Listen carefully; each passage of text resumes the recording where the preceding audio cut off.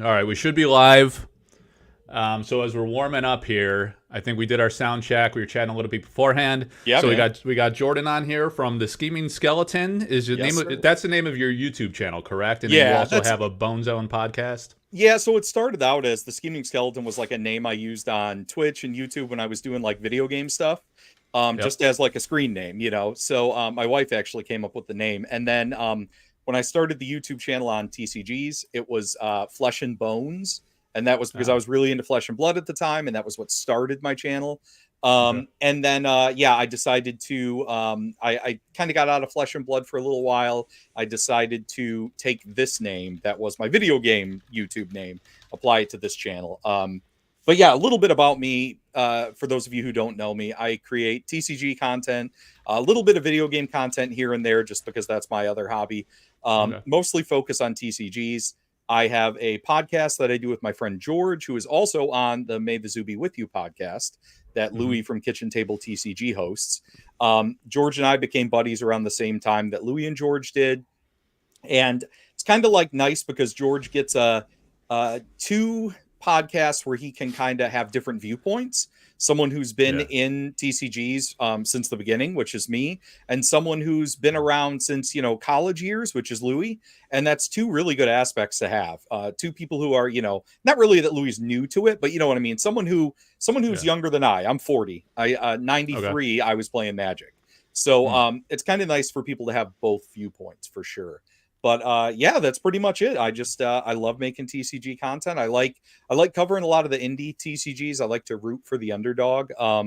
Which brings us to this sorcery conversation we're gonna have today. Yeah. And are you still into Magic? Just curious, or did you get away Yeah, from that? so I would say like my main games that I play right now with my family all the time Mm-hmm. would be Magic and Lorcana. Those are the two right Yeah. now that we're most focused on. I've been Hmm. playtesting six forms a lot, so we've been doing that, my wife and I. But yeah, other than that, it's mainly those. And then I recently jumped back into Flesh and Blood with my brother because he really wanted to play the Bright Light set, and so did I. So we were like, hey, let's just jump back into it and see what we think. And we're having a good time with that. So other Yeah. than that, yeah, just indie TCGs and stuff that I play here and there. Okay, and you've been doing it. You said you've been in it since the beginning, so you've been playing continuously since the early '90s. You've been into Well, gaming. so Magic the Gathering, as you know, is, or as you probably know, and most viewers would know, is one of those things where you stop for a little bit, start for a little Yeah. bit. I always kept my thumb on the pulse of what was going on with Magic with each new set. There were times where I sold my whole collection and was out of it. And my wife always Mm. says, you hid that from me before I knew you, before we got married. But then she also has taken up the hobby now, and it's Oh, something nice. we do together. Yeah. So Yeah. I wouldn't say I've ever been like a super competitive player. I've always been just a casual person into Magic, just your average everyday guy who likes playing cards. I mean, that's Yeah. really it. Yep. Okay. No, that's interesting because I think like so I'm a couple years older than you, and I think Gotcha. we are the target demographic for sorcery. If they had to choose like a 100%. core target demographic, I mean, they're obviously trying to appeal to all age ranges, I'm sure, but Yeah. it's really people middle aged that were around in early '90s because the game is a throwback to the early '90s. Golden age of TCGs, as they say, with Magic coming up, and then it really Yeah. snowballing and getting popular with all these other spin-offs that have come and gone, unfortunately. But would you character? Last question I have on your background: would you characterize yourself as a collector, like a collector, investor, speculator type, or a player, or some combination therein? I would say, and I forget, it might have been George who said this. I am the epitome of a person who enjoys TCGs. And that means I don't necessarily do one thing, I like to do it all. Okay. So I have some sealed product. It's not stuff I necessarily speculate on. It's Hmm. there for draft, or it's there for a situation where a box skyrockets and I have a bill come in that's unexpected. And I'm like, Yeah. hey, I'll just sell this box. Like, I am not a person that is attached to physical things. I am the kind of Hmm. person who I definitely live in the moment. I'm a minimalist. If there's something I'm not going to use, then I will get rid of it. If there's something I've had forever and I'm like, I'm sick of looking at this, I'll get rid of Yeah. it. It's just how I am. I am very much focused on the utility of something and making sure that I enjoy it. Um, Hmm. Okay. Now, to say if I had a collection of cards and I absolutely loved it, and someone offered me an amount of money that I thought was fair. It doesn't matter how important that was to me at one time. The money aspect of it to help my family out is more important, or to fund my hobby so that I can purchase more things. So Yeah. I do a little bit of both: collect, invest, speculate, play, and competitive play once in a while. I did that with Flesh and Blood for a while, when it first started. But I would say I'm just your average everyday guy that, Rudy talks about on Alpha Investments. He loves to use the word Timmy's. I wouldn't Yeah. say I'm full Timmy, but I would say I have that Timmy attitude of let me invest in something, and then I usually lose my butt on it. So, Yeah. yeah, I'm not good at it, which is why I do it Right. all. It's like Yeah, but you also, so you're, I would characterize you then probably as player first or very player heavy. You play the games player a lot. heavy. Yeah, I mean, Because if I had okay. to choose a corner, I Yeah. would say, Mike, that yes, I am very player heavy and casual play focused. Okay. Now, one thing Yeah. too, real quick, a lot of people get competitive and casual confused. And I did a video about this at one time, and in my mind, what casual play is, you can play competitively in a casual like situation. So playing Mm-hmm. competitively with your friends, with your family, at an LGS if you're going to a pre-release or something. But to me, like competitive, when I hear that word, I mainly think of people who are going and like going to PTQs and going to all the big tournaments and stuff like that, trying to make money, trying to get Right. prizes.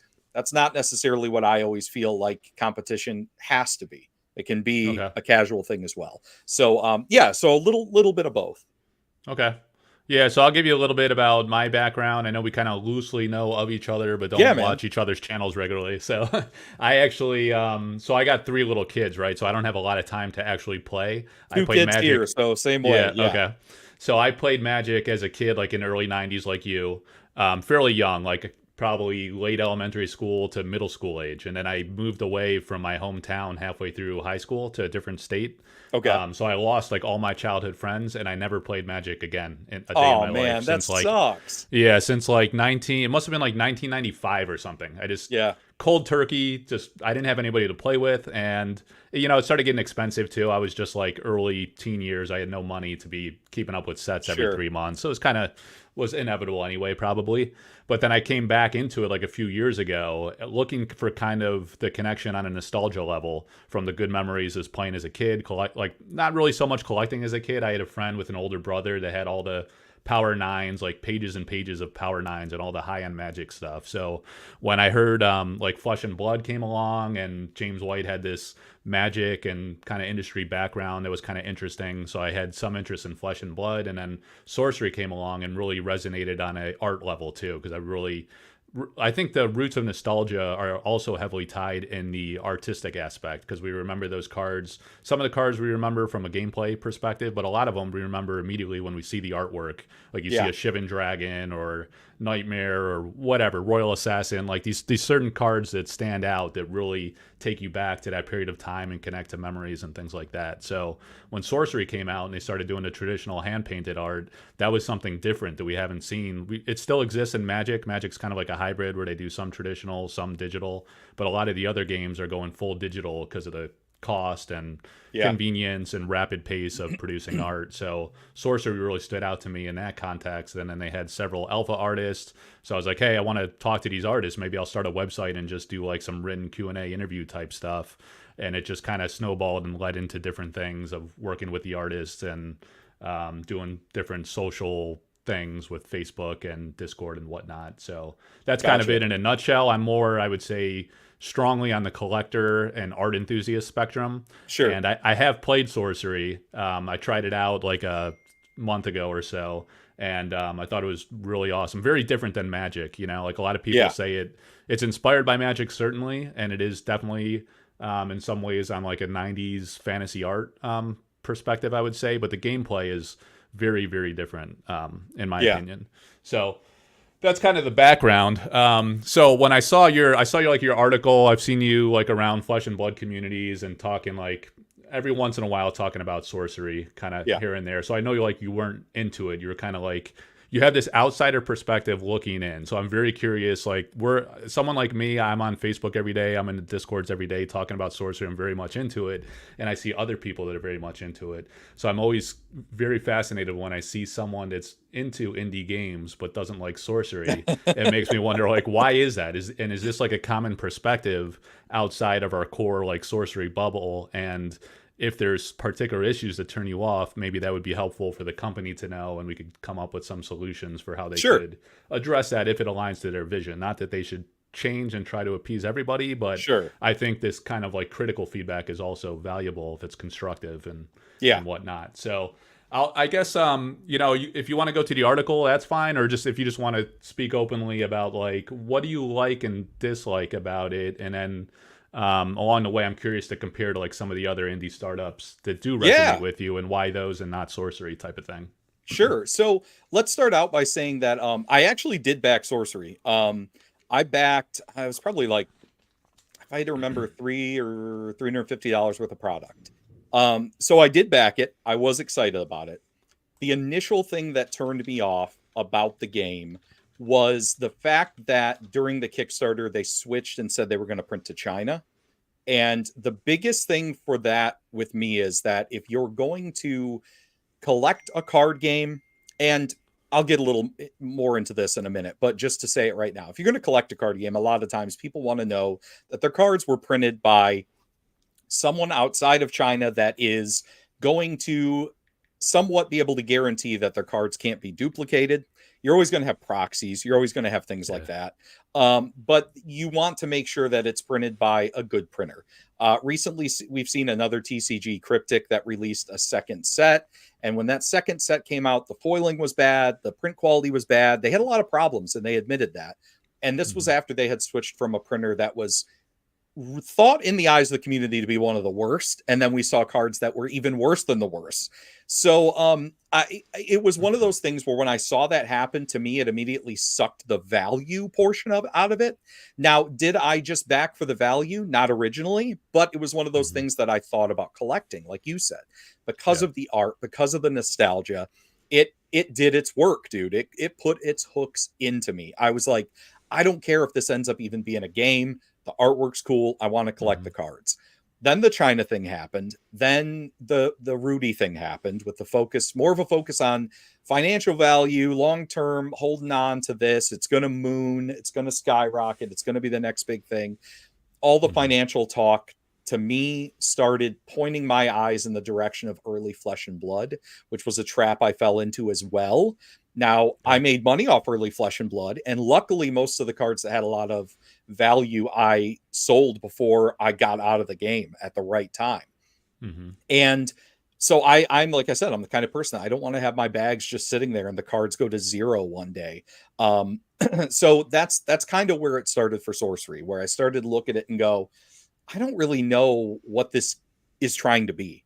Is it trying to be something that gets its inspiration from Magic and then wants to succeed as a game once people have it in their hands? Or is it something where, yeah, let's just form a game around it? Like maybe we had some form of game at the beginning, but now we have all this money invested into art. What do we do to get our money back? Because if we just do it as like an art project, it may not sell as well. TCGs are hot right now. Like they never, that I had seen, really communicated that to people during the Kickstarter, what their goals were long-term, especially play-wise. And they didn't really have like a timeline that followed play specifically. It was all about release, when sets were going to come out, how they tapped into the nostalgia of early Magic.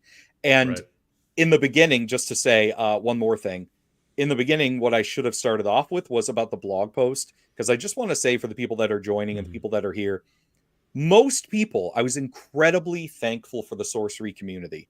I will say that right off the bat, because almost everyone reached out to me right away, like you, Mike, and they said, explain what this blog post is, because there's no way that this is real. Is this a troll? Like, what is this? So it was my serious thoughts spoke or written in a way that was filled with satire and sarcasm.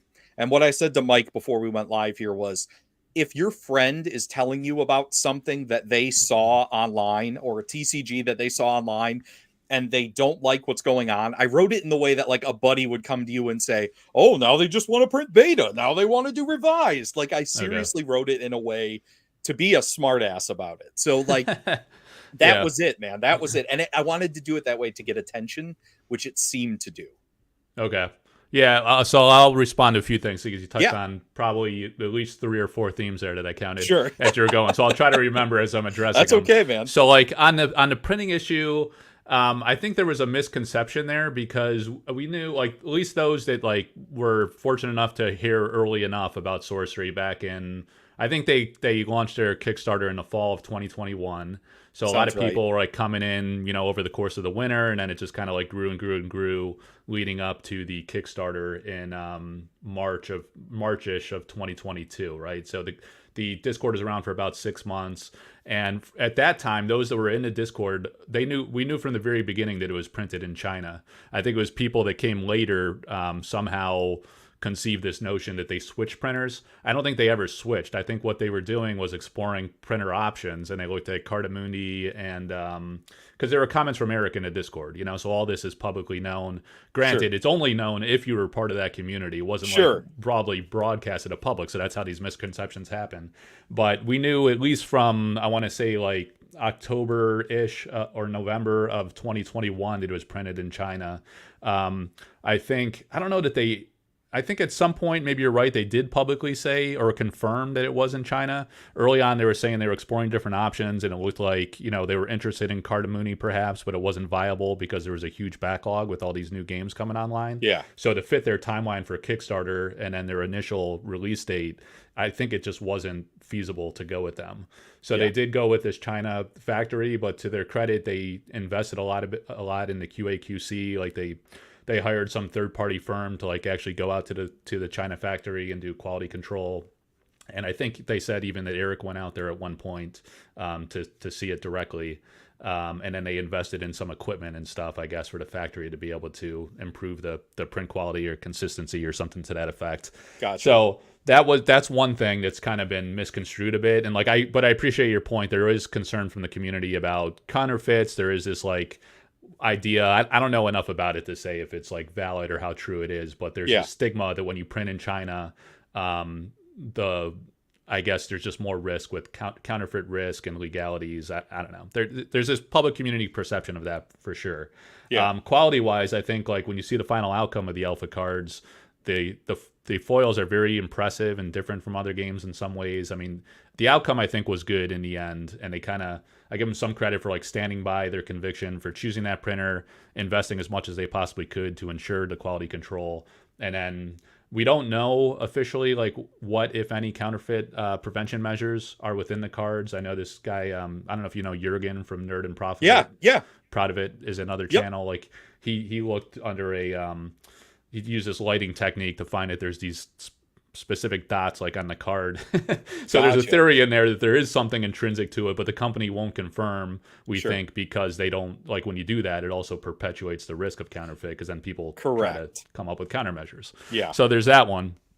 The thing about Rudy, so yeah, I get that's a double-edged sword because it does draw in a lot of the speculator types Yeah. for sure. I mean, and that's you're going to get that regardless with these alpha indie Kickstarters, I think. But I think yeah, choosing Rudy as a partner does pour fuel on those flames. Yeah. So Yeah, I think, for sure. but on the other hand, it also creates such tremendous awareness that I think it gives like an indie startup a massive opportunity. Because if you can then convert some of those speculators, and or if they're not all speculators, right? You reach like honest like game player eager types as well that just happen to be fans of Magic or Rudy. So it's a similar target demographic in a way. It's a way to reach them and then try to get product in their hands for them to try it and fall in love with the game, either on an art level or a gameplay level or whatever the case may be. So The only thing I see yeah. with Rudy sometimes that I think a lot of TCG companies don't realize until after the fact is once you go into that big of a content creator's realm, and someone who his fans and his community can be so volatile in regards to what his opinions are. So whatever Rudy says, they agree with.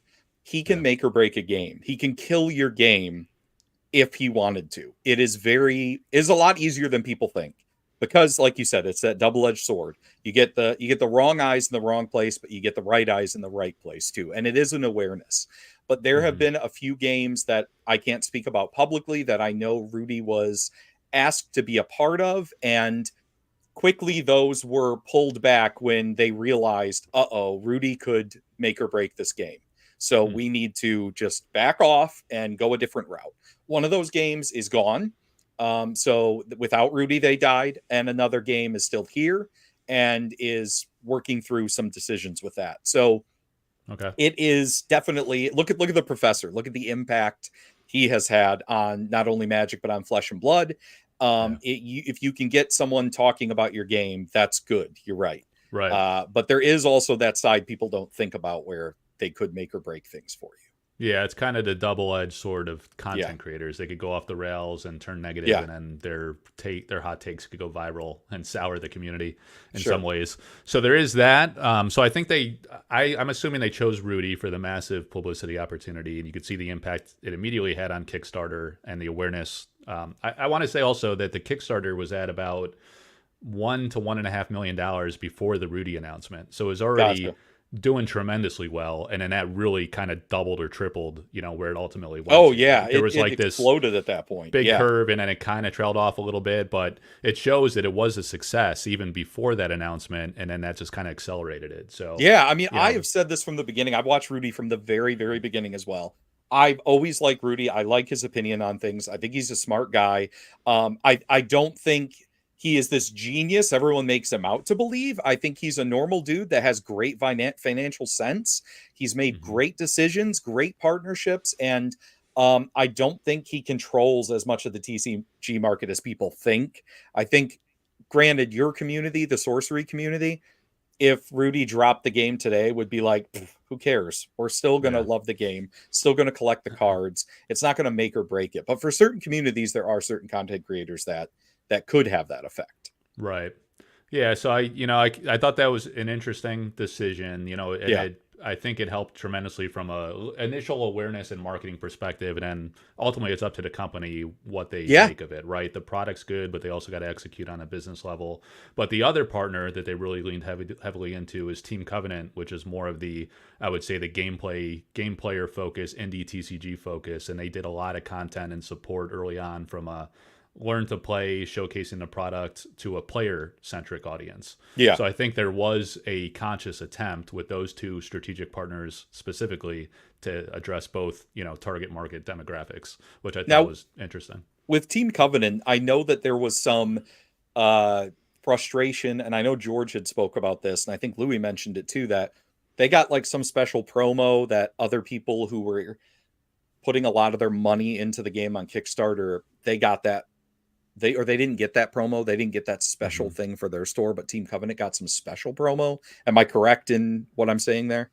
Yeah, it was a couple things. So both Rudy and Team Covenant got an exclusive promo of their own, unique to those two partners, and that's why Okay, I say those were the two primary strategic partners for the because of go-to-market that. launch of Kickstarter, and then also going forward. Gotcha. So they're the promo. I want to say the Team Covenant promo card comes out with Ethereum Legends, which will be after this beta release, Oh, okay. and The next then set, yeah. and the Rudy one is going to come with the beta release. So neither were Kickstarter specific per se. Gotcha, gotcha. So Okay. that's a means to, I think, create like an enduring strategic partnership where those two Yeah, partners are committed to supporting at least for the initial year or so, right? And sure. then we'll see where it goes. The other thing that they had, which was polarizing and controversial in some ways, is that Team Covenant had a exclusive pre-order window which lasted several months, where they were and this was for beta product, right? So we Okay. had the alpha Kickstarter, and then beta is the subsequent set that's coming in about a month's time here in early November. So they had a window of time of pre-orders with guaranteed quantities, printed demand or order to demand, right? So Okay. basically Eric's Curiosa said open up for pre-orders, tell your customers it's guaranteed. If you sell whatever, like 10,000 boxes, you get 10,000 boxes. If it's 500 boxes, you get 500 boxes. So Sure. printed demand guaranteed, which is pretty unprecedented, to do that outside of distribution. So that was interesting. And the company's rationale was that it was also to kind of gauge demand. And there was some mixed schools of thought from the community on that, because it's it's US centric. You know, it's a US based company. Not Team Covenant's fairly large, but not everybody has heard of them, even across the US.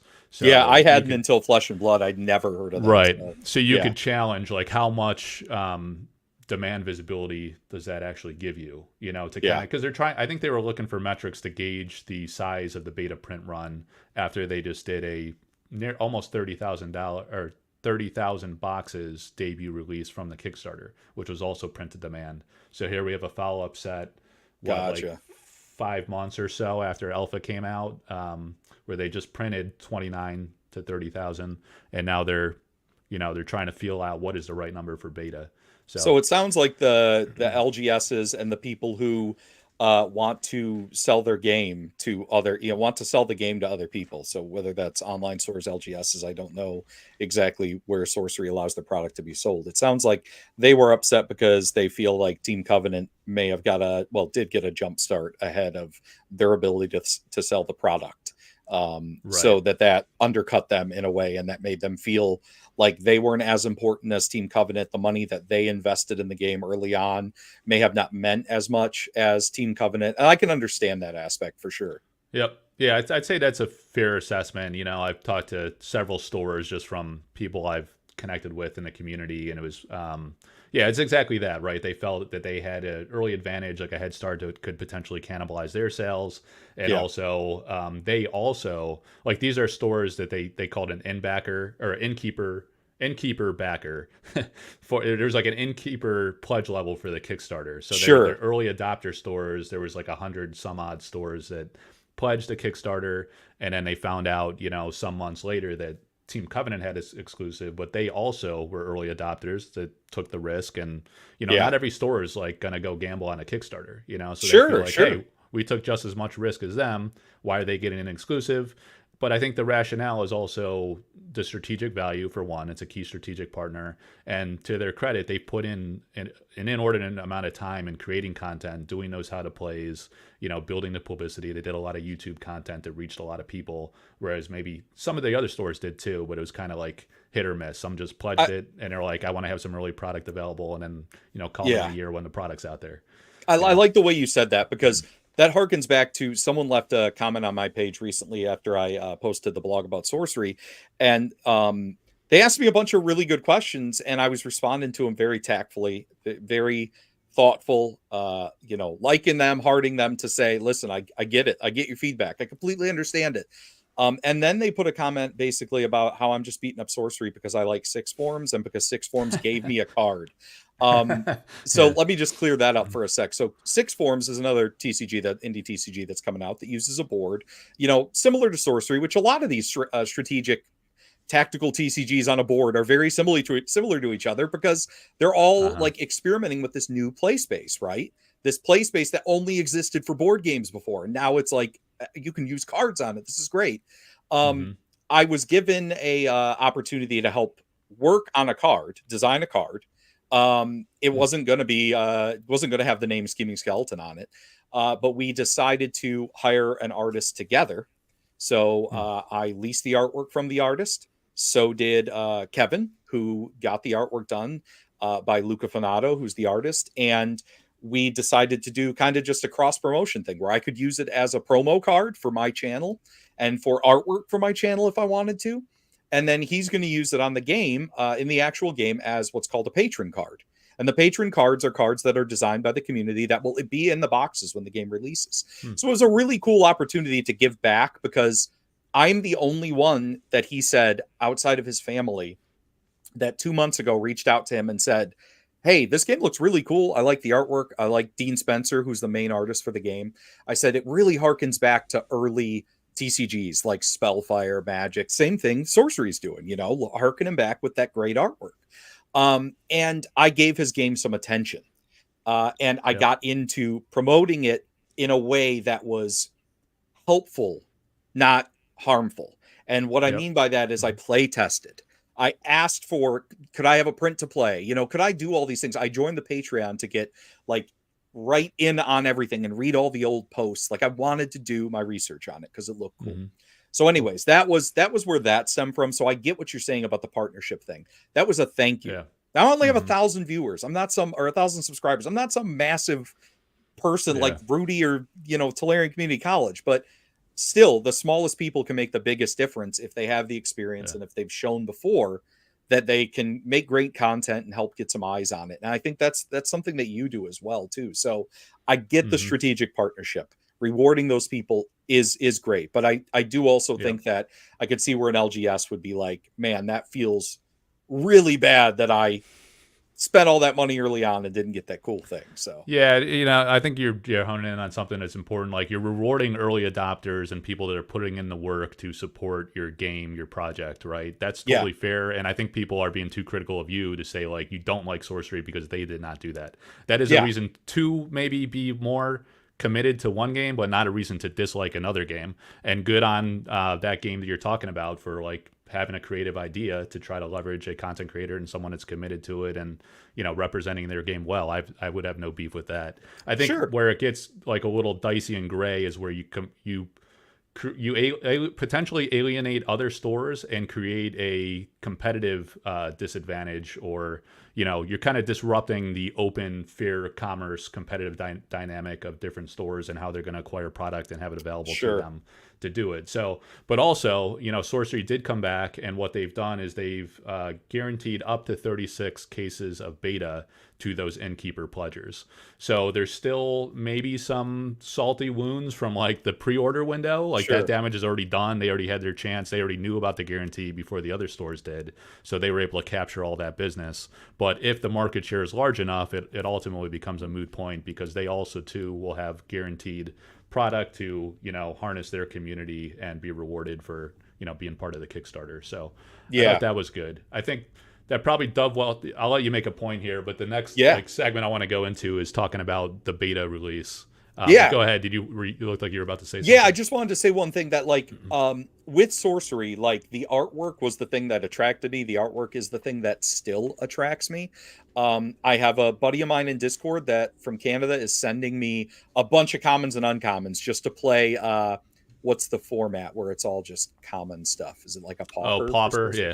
Yeah, so like he sent me some stuff because the only time I ever played it was on TTS and I didn't like it, but I don't like TTS either. Yeah. So I'm in the same boat as you, where I would have probably just collected it without playing it if the way I felt had stayed the same. So, and I bought some cards off of Louis just to get some cards here quick, so that I could take a look at the quality and do all that stuff. Because after a blog post like that, it's not meant to be one and done.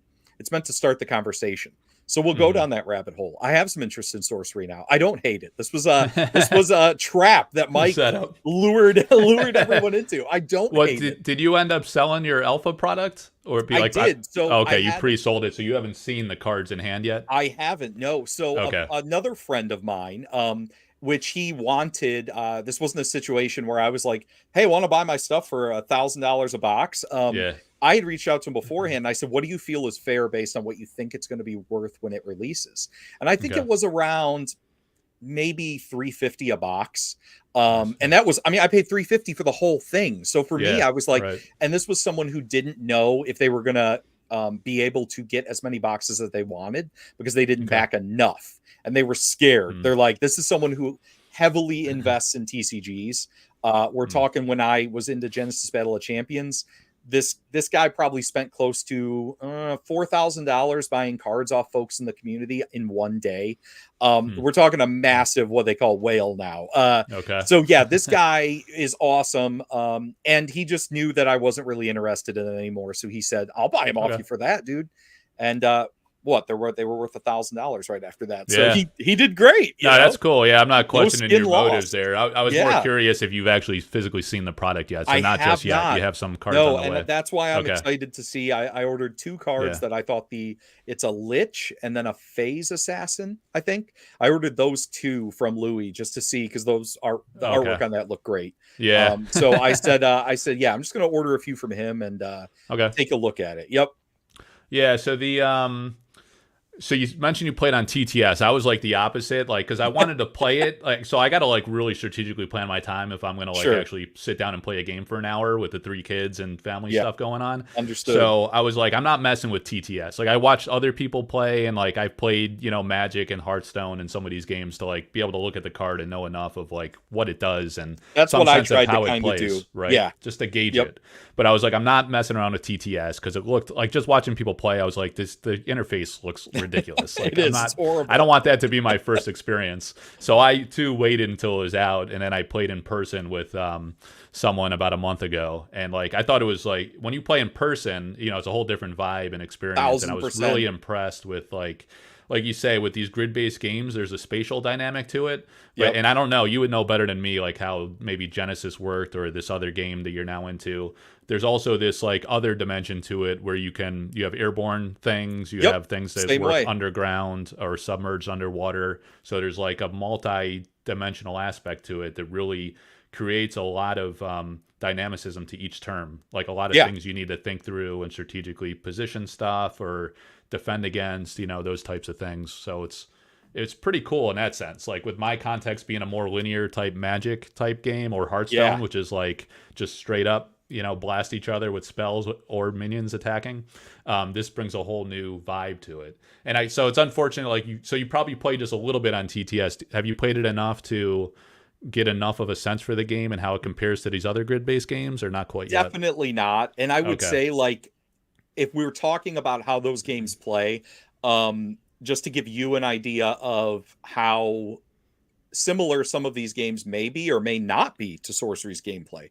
Like with Genesis, think of Genesis as like a free for all on a grid. Like you can move, you can pretty much Mm. do whatever you want. The attacks on the cards will tell you which direction they can go. Mm. So that's that. Like the attack will say, can only go in this direction, can only go in that direction. Okay. Whereas, and there's different planes kind of as well. In six forms, it's more like chess. Cards move like chess, one direction. Think of it as like a samurai running towards another samurai, and then you see that fast anime slice of the katana. They Okay. run through, right? So you Yeah. can move all the way across the board and kill something. There's also Okay. that dynamic of something in the air, something on the ground. Mhm. And then with Sorcery, from what I've seen, it seems similar to both of those games in a lot of ways, to where you have land that you play cards on, right? You have to put a landscape down and then play a card Yeah. on top of it. And cards can stack, which is another thing Genesis did, but Six Forms doesn't do. So I think you're going to find a lot of these games have things very similar, because a lot of them have been in work for a long time too. I don't know, Sorcery, what, 5-6 years they started working on this? Is that about how long? It's not. I know Eric's been commissioning artwork since 2018. That's just art 2018. aspect, and Okay. and I know his like gameplay concept early on was more of like a Magic type game, and then it evolved into a Gotcha. grid centric game when he met his co-creator that pitched the Gotcha. idea to him. So I think it's let's just say like a few years for argument's sake. Okay. It's not exactly clear to me, but I think it's at least a few years. Well, see, like, so development. Six Yeah. Forms was like 17 years ago when it initially was formed, and Kevin had the idea for it. Okay. Assad, who was the original owner of Genesis, same thing. When he was like a kid, him and his cousins and his brothers got together, and he has like cards and binders from when they were kids that they drew, and that's really cool to see. So Yeah. that doesn't mean necessarily that any of these games copied each other. You're just all working in the same yeah. space. And when you look at all the games out, James White was a huge player of Yu-Gi-Oh! So Fab has a lot of Yu-Gi-Oh! Things. Kevin D's from Six Forms, same way. A lot of Yu-Gi-Oh! Type things in it because he came from Yu-Gi-Oh! So you're going to see a lot of Magic things in Sorcery. It's all inspiration. That doesn't necessarily mean that these folks are out to completely rip off. We've already seen that. We went through that. I went through that in the early 90s where they just ripped off Magic straight up. Make it Magic with superheroes. Make it Magic with whatever this is, this new thing. Yeah. So I think we're in a place now where we can explore this type of new frontier, this tactical board game. And so, yeah, Sorcery, I don't have enough experience playing it to say much about the play aspect, other than I see people saying, I can't get the cards to play. I want to play the game, but I can't get the cards. So that brings us to this beta conversation. So that's a good topic to get into, because I mean, so first of all, the Kickstarter was printed demand, so it's not like they preconceived this idea that they were going to short print it to kind of goose demand and then get Rudy on board to stonk it, and it's just going to go nuts and be another fab situation, right? It Yeah. was like printed demand, so the demand is what it is at the time of Kickstarter. They injected Rudy like a few weeks into the Kickstarter, so it opened up like organically, as some might say, and then it had some like really strong initial demand, which was pretty damn impressive to eclipse $1 million just based on. I Oh, mean, they insane. didn't do a lot of marketing on it, really. Yeah, Like insane, I dude. even to this day, there's tons of people that have never even heard of it. So like Yeah. to hit that price point was pretty nuts in and of itself. And then they had the Rudy for as part of their strategic plan. Obviously, to have him on board in time, like a few weeks into the campaign, to then build more awareness, and then it kind of escalated. But so, long story short, it was printed demand. It satisfied the demand, by definition, at that point in time. It did take them, there were a few delays on the fulfillment, I think, due to the order of magnitude of that demand and just kind of like the snags with printing logistics and, probably a litany of reasons that we'll never be fully privy to, whatever reasons. A lot of projects slip, right? So there's a lot of Yeah. pent up demand now for beta. And, it's not really their fault, I would say, that about valuation. They can't really control secondary market valuation after a print Correct. to demand release, right? So it is what it is. And yeah, it's difficult for people to afford to play it based on alpha, but I think it's a little premature to say that that's like it's not by their design. It's just circumstantial, a matter of how things have played out. And still it's a little premature to say that there won't be enough beta for people to play. I think that's like a conclusion that a lot of people are jumping to, because we're hearing anecdotally from a pocket of small stores saying like, oh, this, I was very heavily allocated, I only got one box, or one case, and I asked for 50 cases or something. And I But completely agree with you on that too, Mike. That is right. 1000% the situation. No one, Yeah. like someone in the comments just said, that's apparently people are forgetting how expensive Flesh and Blood was. It Yeah. was the same way, dude. Everyone was clamoring for the same stuff.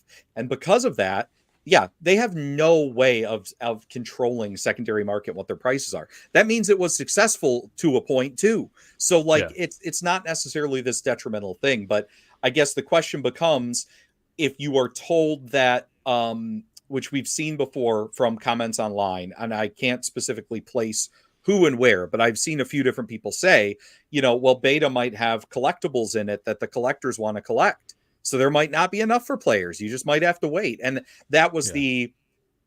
the I guess what I was trying to get to in that blog post was I was trying to hit that sore point and try to Okay. feel sorcery out for trying to figure out, is that what your plan is? Like, is your plan to Yeah. actually give players a different set? Like, when do the players actually get to play the game if you're Hmm. outside of the people who missed the initial wave of alpha or beta?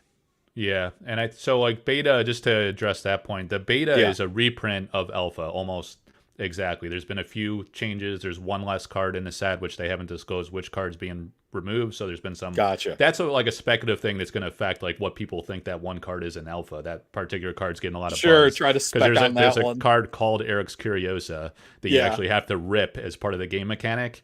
Yeah. And then it lets you search like your entire collection, not your deck, your collection. So you could have a binder in your backpack and pull it out and pull that one card you need to win. But you have to like rip up this card that's worth hundreds of dollars right now. Yeah.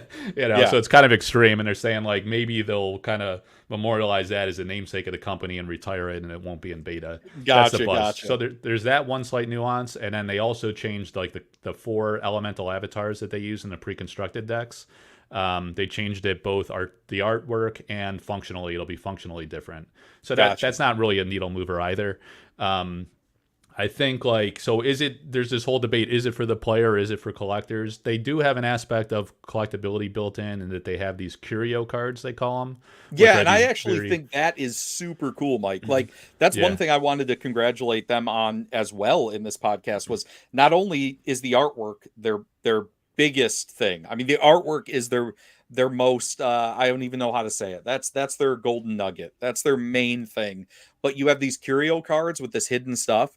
That is such a super cool idea. Like, that's Yeah. I think Right. about these things a lot of times, and when I have different TCG creators reach out to me and say, hey, would you talk about my game or this or that, and they ask me for help on things, that's one of the things like I never thought of, like, put these little cool hidden tidbits on Hmm. there that no one else can find. So I Right. congratulate them for that. That's insane, dude. Yeah, those are Yeah. super cool.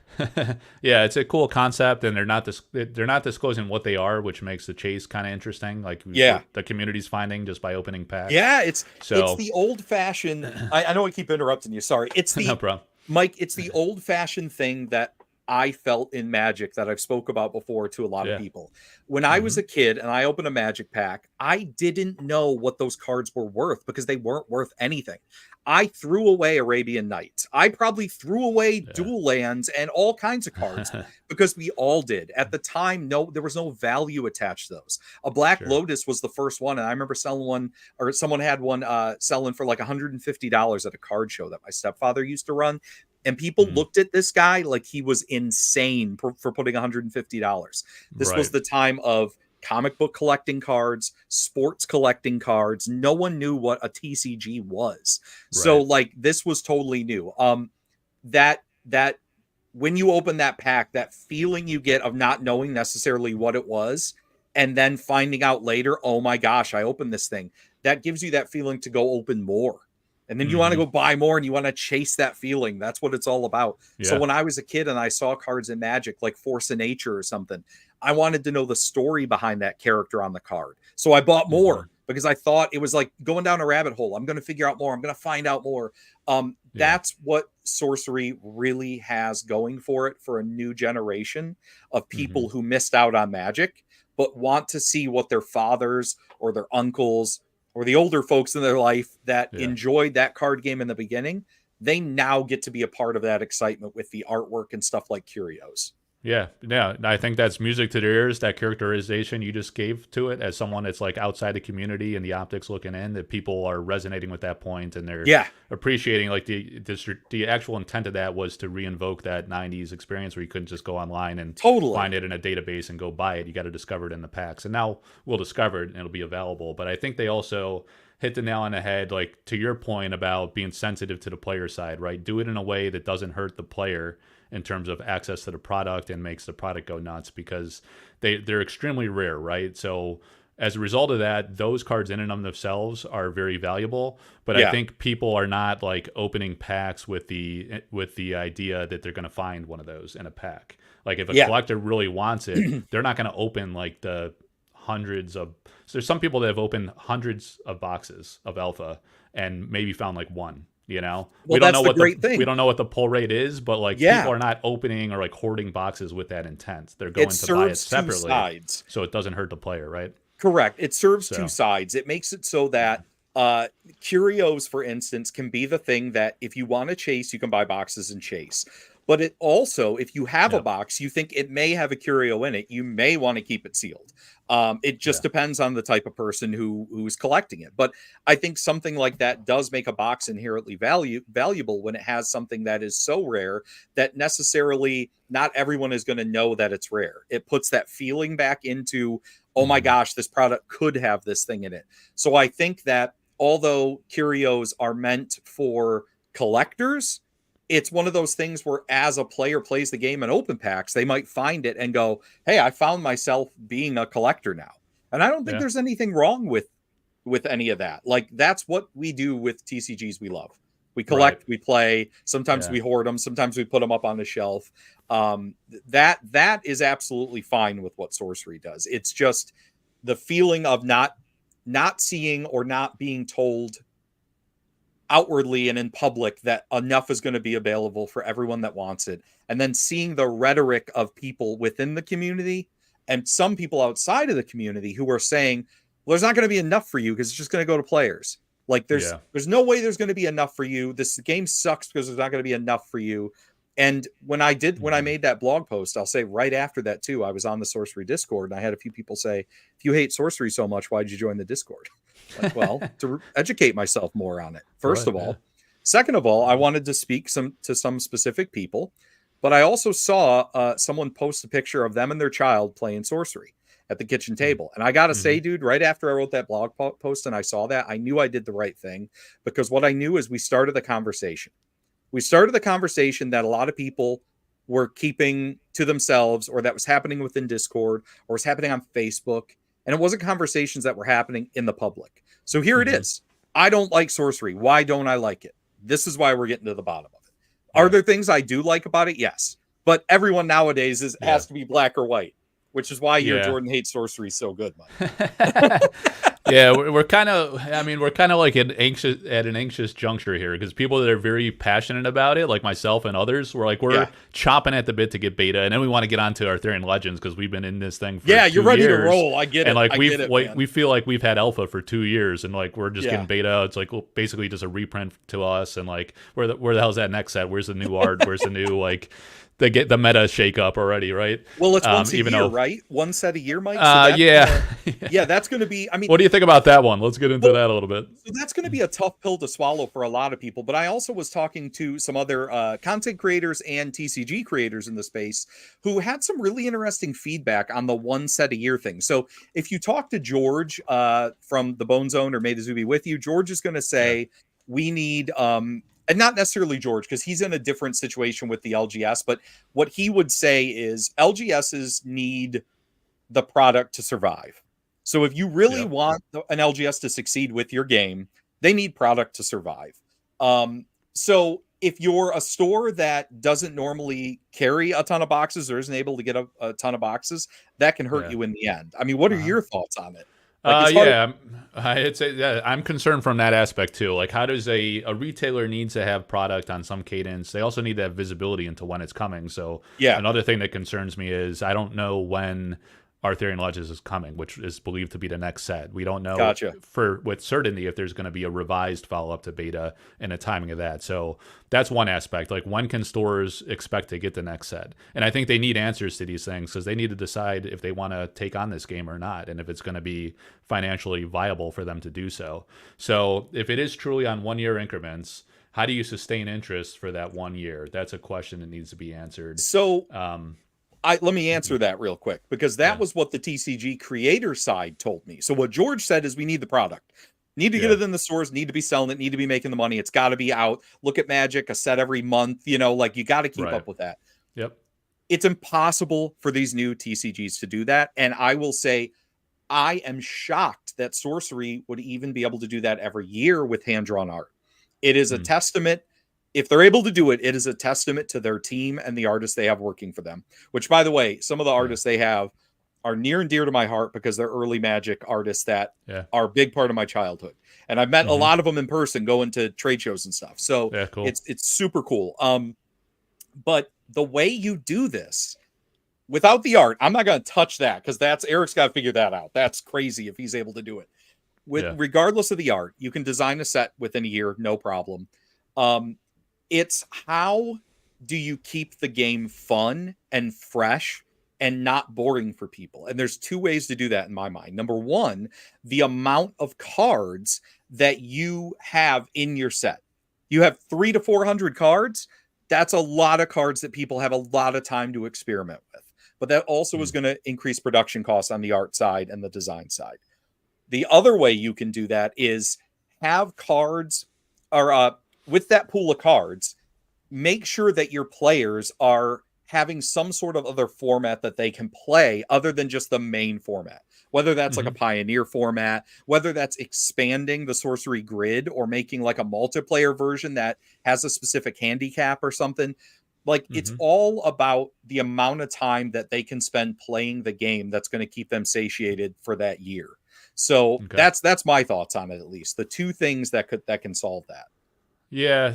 There's a lot of it's interesting because like there's the player perspective. You're touching on like how does a player stay engaged, and they some of those things that you touch on, I think they're working on. Like they said, or they've already said they want to work on a 4-player or multiplayer format. Cool. So I don't know if that means an extension of the grid or just kind of like designing some cards in future sets. It'll be more lean itself to that better, Yeah. whatever, or just different rule set. Like formalizing a different rule set for multiplayer. Sure. And there's community members experiencing with that. That's one aspect. There's a mini set that they're working on, which is going to be 10 different cards by Ed Beard Jr., who's another, very Yeah. famous Magic artist that did So he's like he has this Dragon Lord concept. He's very good at dragons, so he's getting Yeah. injecting like this dragon themed set of 10 cards. We don't know exactly when they're coming or what their exact purpose is, but that's another thought. But like getting back to the store perspective and George's perspective and other like LGS owners, we don't know if they're going to print in waves, or like what happens if beta is printed once and there is enough demand that it's soaked up in like a couple months, let's say. What Yeah. happens for the next 8 months until that next set if there's no product available? And will they at least release pre-constructed decks? Like how do you grow if you don't have product available is my concern. It's And I want them to grow ancillary. their Go yeah, go ahead. ahead. Sorry. I was just gonna say, like, so they guaranteed the supply to the early adopter and keeper Kickstarters, but we Okay. all know like the way distribution works is the heavy volume players get the product, right? So that's Yeah. why we're hearing from these smaller stores that were not in keeper backers saying, "I'm getting barely nothing. Like I can't support a community with one box, one set of precons. That means I could play with like two people in my store, right? Sure. So how do you grow your geographic footprint without more product?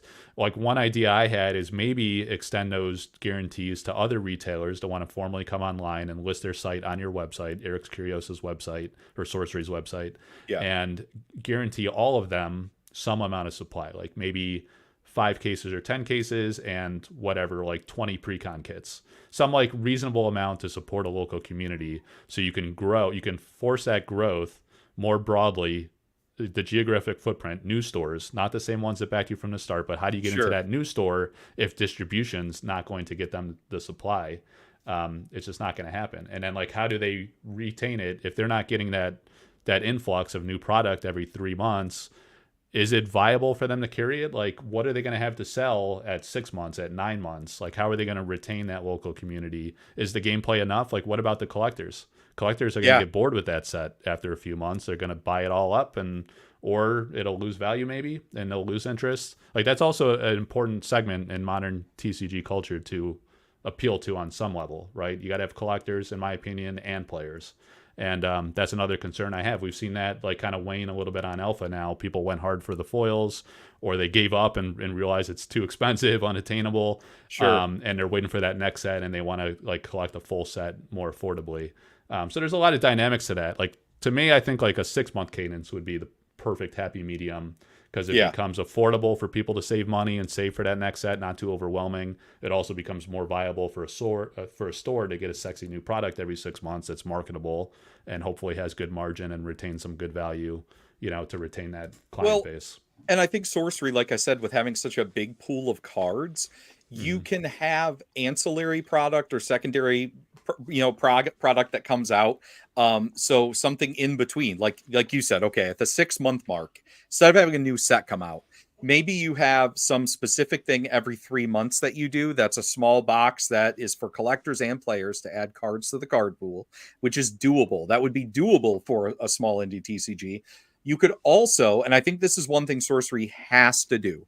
Like if sorcery wants to say that they are serious about play, this is the one thing that they have to do. They have to get cards in the hands of the players, and the easiest way to do that is make some sort of tournament deck or starter deck that's widely available. And when I say Yeah. widely available, I don't necessarily mean it has to go into Walmart and Target.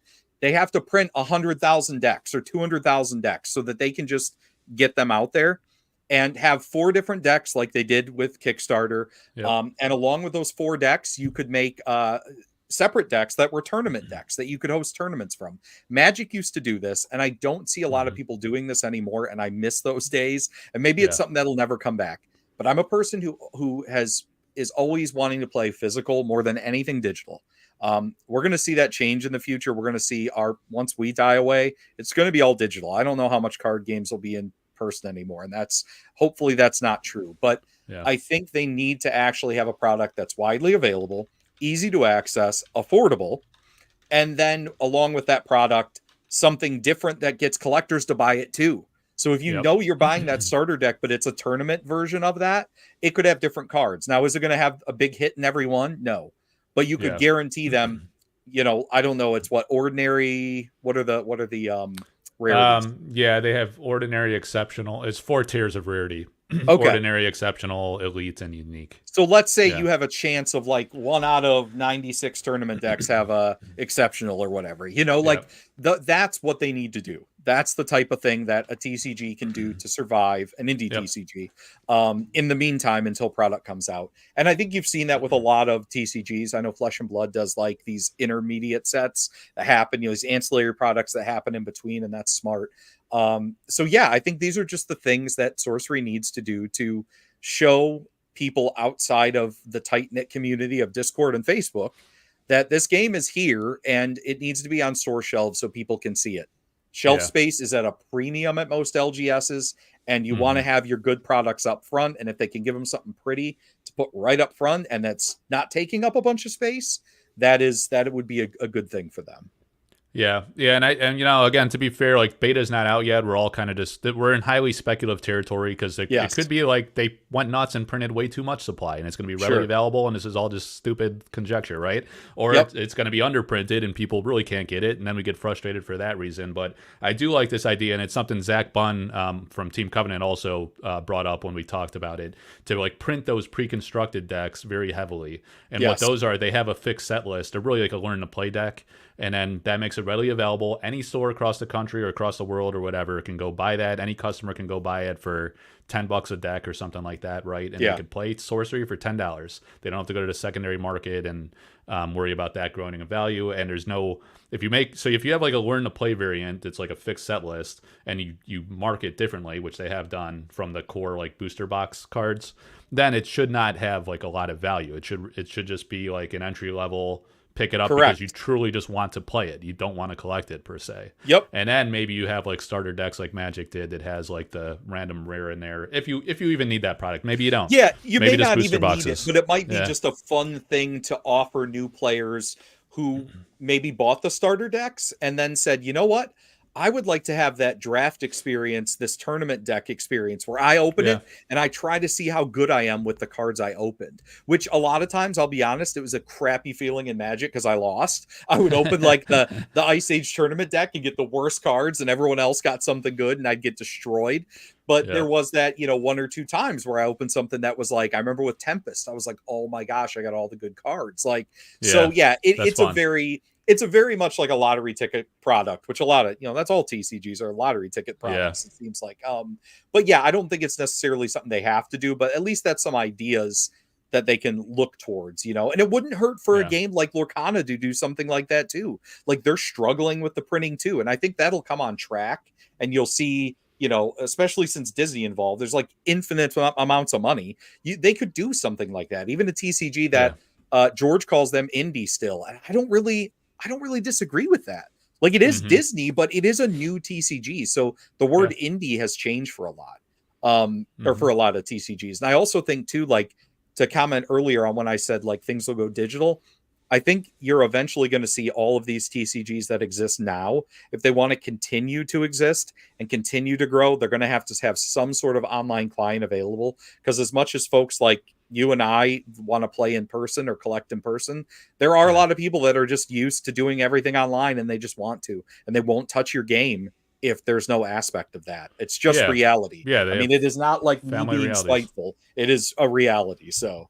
No, I agree. I mean, that can be and then like you could still retain cards because people love the tangible product. That'll always hopefully still remain viable and collectible and fun for people.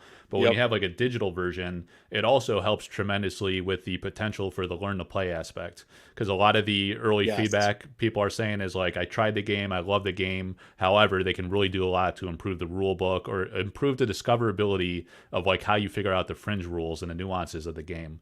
And like you go in Discord, you go find some. Yeah, like your average person's not going to go, like, let's say when we go mainstream and it's all over the country, all over the world, not everybody's on Facebook, not everybody's on Discord. They can't go find that expert like virtually to get those quick answers. Or they might not even, like, the questions come up as they're playing the game. If you're playing an online digital game, you could have like an online tutorial that really walks you through how to play it, that maybe has like a lookup Q&A with common questions, all these types of things to really onboard people and kind of nurture that player base. Gotcha. So I think that is great. I mean, this is like a 9-person company right now. So they definitely cannot take that on, but it's very interesting that like Eric's pedigree is Path of Exile, right? So he's an expert at digital games, Yeah, So which I've never actually played, but I've heard so many yeah, good things about. I right. can't believe I've never played it. Being the video game person I am and the type of games I like, I'm I hear you. actually shocked I've never sat down and played it. But yeah, he's got the Yeah, pedigree for that, which is, I mean, I think you're going to see the game has to move into that. You know, it's just yeah, time. It's time, and right. I mean, for Sorcery, it's a lot of people said, well, they got the money, but a lot of people forget $4 million is a crap load of money. But at the same time, Yeah, that artwork is also probably 50% of their budget outside of whatever they were taxed on. So it's not like yeah. they just were handed a bucket of $4 million. So that's another No, thing I'll yeah. give them. There's a lot more to it than that.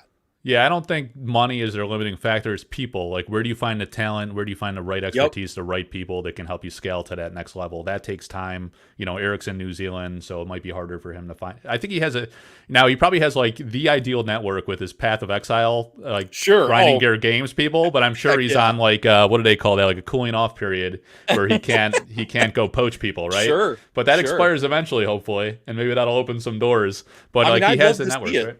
I think it would be great, Mike. I would Yeah, love to see it. I think that this whole conversation, that we've been in today has shown people that people outside of the sorcery community, I don't hate the game. I don't even not like the game. I just don't yeah, like some of the things that have been done. And I bailed out of it. And maybe I bailed out of it too soon. But like I said, some of the things that I saw people focusing on made me feel like it was going to be another situation where people were just going to be dumping this thing. And I was out. I was out before I got to that point because I'm like, I don't want to be yeah, stuck with another game that people hype to the moon and is nothing. And I should have actually followed my own advice, which I've been giving to people lately, which is back something because you want to back it because you know that even if it's something that goes to zero, you'll enjoy. Don't necessarily back it just because you think it's something you might like. If you really like it, back it. If you're yeah. that confident in it, and stick with it. So yeah, I'm not perfect. I'll admit that fault for sure. Maybe I should have given it more time, and that's what this is right here. Got me Hmm. talking. I went and bought some cards. I have some friends giving me cards. So Yeah, nice. we'll look into it more, man. I'm not against Yeah. that at all. Yeah, I think it's just it boils down to a few things, right? It's like so Yeah. early in its life cycle that we just don't know how it's going to play out. We need to see like how Yep. beta is received, like what does that print run actually look like? How does the community or the customer base actually receive it? Do they buy it? What happens to the secondary market? Is it accessible to players? What do those players feel about it when they try it, right? So we Sure. don't have any of those answers yet.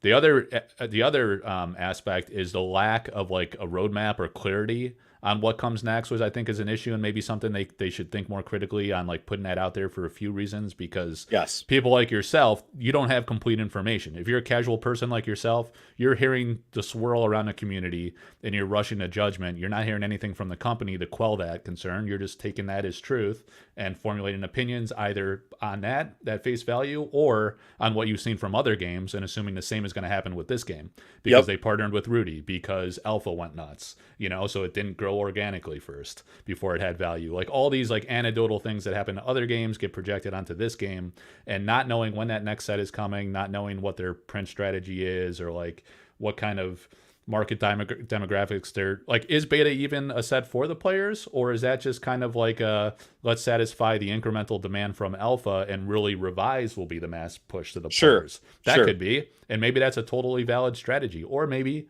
if revise doesn't come out for another year, it's too late and people lose interest and the game's dead.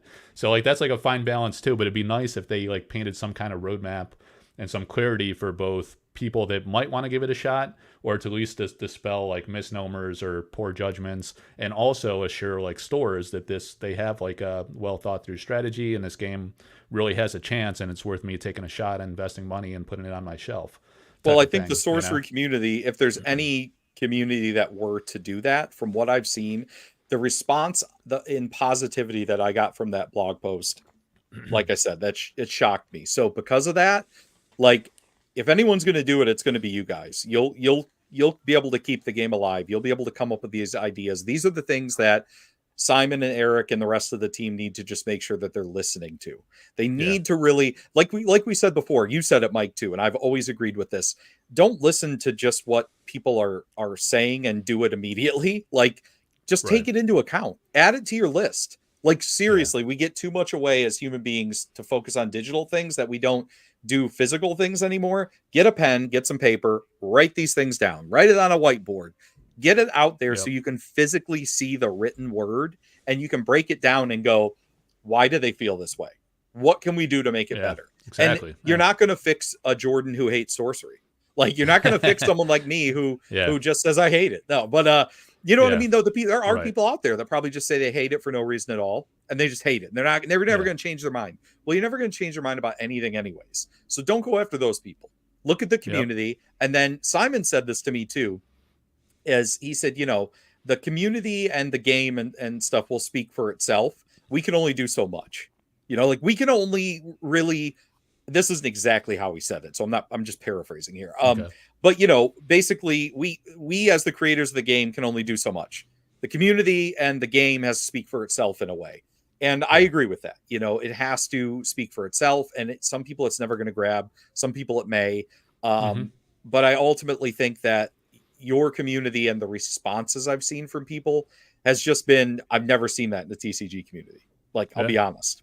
And I'm not trying to like separate people from outside the community, inside the community. I'm just saying, Yeah. like No, I you get said, it. from an outsider's perspective, looking at Yeah. your community as a thing, you guys have just been like, yeah, tell us more. You've not been like, Right. Jordan's a jerk. I hate him. Unsubscribe. He's the biggest piece of crap ever.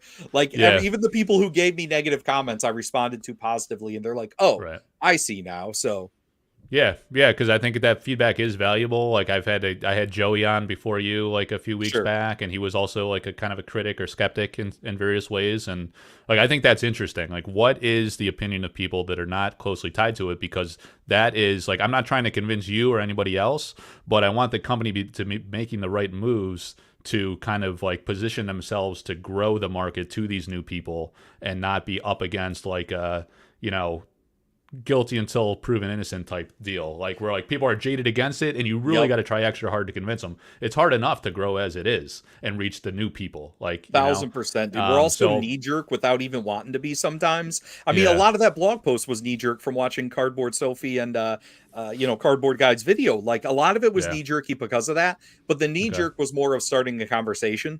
And maybe Yeah. I pushed that needle a little too hard in one direction with my smart assness, but ask anyone That's who funny. knows me, that's just how I am as a person. So yeah, I may have pushed that needle a little too hard, but like I said, I think it started this bigger question and bigger conversation about sorcery. And I love that. That's the type of stuff I love Yeah. doing interviews with and talking to creators about. It's great, man. Yep. No, yeah, I appreciate your perspective. I think I touched on pretty much the main themes. Nice, man. It was interesting getting your perspective. I think it's kind of, some of the themes are like just chatter that I hear shared across many people for Sure. a number of reasons, and it's just like we're at this interesting juncture where it's been now several months since it's been a long time since the Kickstarter campaign, and so it's been like a year and a half, and we're just coming up on the follow-up set release. So Yeah. that's It's like still a critical baby. time. And It it's is. Eric's baby Yeah. too. Like that is Right. one thing. That's another thing Simon said when we were talking is you have kids, I have kids. You got to think of it as a baby. This is that thing that Yeah. you don't want to release into the world yet, and when you do, it changes. Or you're scared, you just don't know. And I get that. I get that understanding. And I want to say, like, I openly wish for Sorcery success. I hope that they are successful. And if it's not just for them as a company or anyone else that has to do with any of sorcery other than the community, I hope it's successful for you guys. And I hope we can Yeah. all feel like we're a part of the community and be a part of that success if it grabs us in the way that we want it to, if we feel like we want to be a part of it and not like, holding something above your head and being told it's valuable just because you say it's valuable. The community Right. decides or should decide what's valuable, what's worthy of holding that scarcity title. Yep. Yeah, absolutely. Yeah. Last thing, I want to get back to the art thing since that's what Yeah. I'm about. Like, I think it's like a unicorn art project, which is the term I like to use for it, because It no is. one is doing like 100% traditional painting. You touched on it earlier. Like, is it viable to continue that? I know they're commissioning paintings for the next like 2 sets at least, right? So Yeah. it's getting way ahead of the power curve. That annual cycle will afford them the opportunity to do that. But if they had to accelerate to 6 months, I think being ahead of the curve like that, commissioning a lot of art, having the financial means to be able to do that, as long as they got to sell product, because that Kickstarter money is going to dry up fast with employees and Sure. investing in the next set and whatnot. So they still got to Sure. have that. But I think like that is a very special thing that anyone is like into artwork, like true authentic artwork, non-digital, hand-painted traditional, like there's no other game doing it, and it's No. like it's really really exciting to see that, and it's not just that, it's also like the artist selection itself, because it's not your typical, there's like a handful, 5 to 10, magic background types, but you have heavy metal artists, you have many artists that have never done a TCG at all.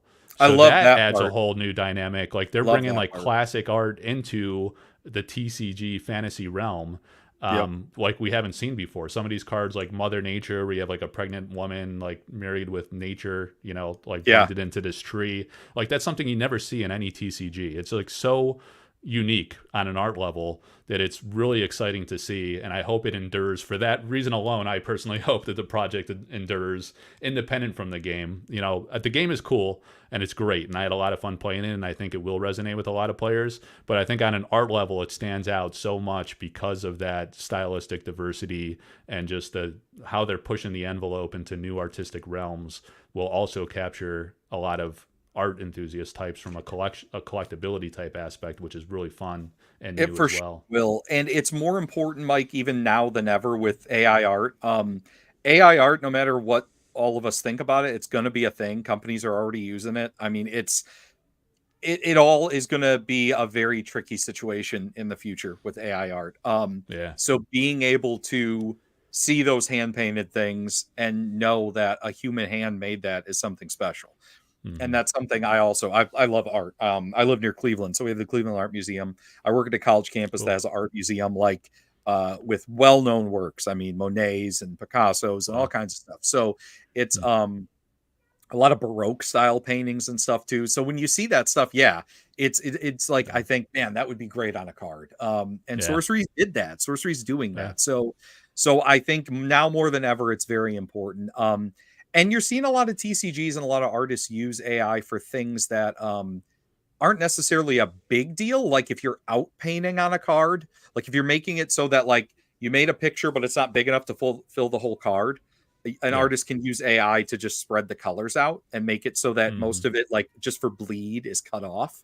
I think things like that are Yeah. a smart use of AI in Hmm. artwork, but I don't think that we're going to see this AI taking over TCGs and stuff completely, because right now we've seen card games get funding when they've been only AI art, but not the kind of funding you would expect. I mean, Yeah. like Sorcery got the money they got because they earned it with the artwork that they had commissioned, and that's what I hope Hmm. we continue to see with them.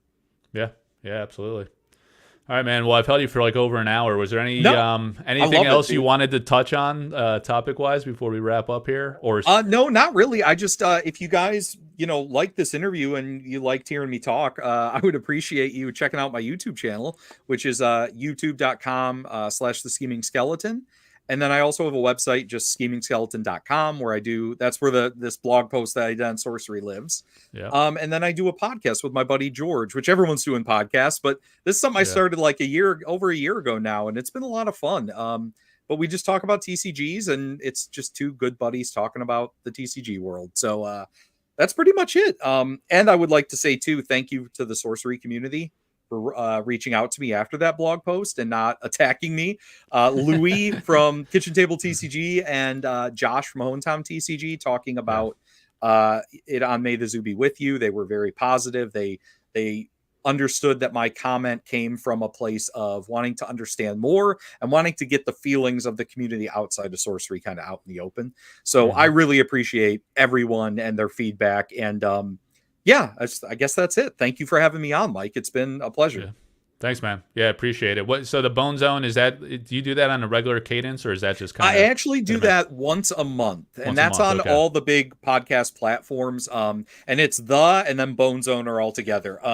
But yeah, I do that on all the Okay. big podcast platforms, and then on YouTube we have the live video. Well, not live, but the film video. So Yeah, so like on a month interval, we'll see some change in Sorcery. Be interested to hear you guys mix it up with a little segment on that. I know Louis does that as a standing segment on his, and a lot of us from Sorcery World will fast forward to that piece and like say, what are they talking about on Sorcery? I get you. Each week, so you'll get some viewers if you. I'd love to hear that like casual person like yourself perspective on what's going on in the world of Sorcery. Is it trending the right way? Why not? Like what new ideas?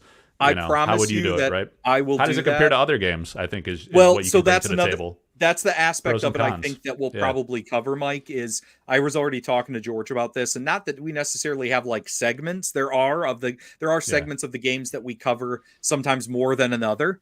But I like to change that up month from month based on what is really going on in the TCG space as a whole. So I promise you that we will have an area we talk about Sorcery, because my eyes are on it more than just from when the Kickstarter started and I left it. So cool. All right, man. Yeah. Well, I appreciate your time. It was a good, fun conversation. Same, man. We'll have to regroup after beta, see where we're at. Hopefully, dude, I'd love it. And thank you everyone else for who's here, for being here and for commenting. All right, take care, everybody. Yeah, take care, Jordan. See ya. Bye.